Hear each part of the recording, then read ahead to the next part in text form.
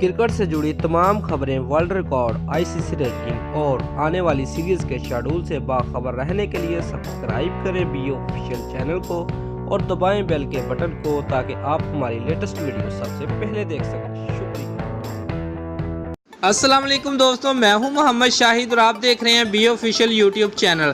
दोस्तों, वीडियो को लाइक करने के साथ साथ अपने दोस्तों को व्हाट्सएप और फेसबुक पर शेयर भी कीजिए और नीचे कमेंट में पाकिस्तान जिंदाबाद, पाक फौज पाइंदाबाद भी लाजमी लिखें।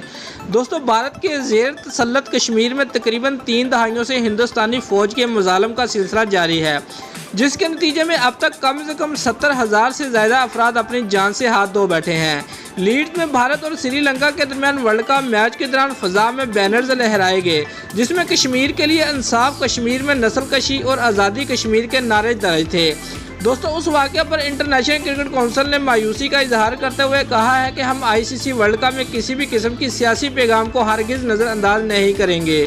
खेल के आलमी गवर्निंग बॉडी ने अपने पैगाम में मजीद कहा कि पूरे टूर्नामेंट के दौरान हम मुकामी पुलिस के साथ मिलकर काम करते रहे ताकि इस तरह के एहतजाज को रोक सकें। हमें यकीन दहानी कराई गई थी कि ऐसा नहीं होगा, लेकिन ऐसा होने पर शदीद मायूसी हुई।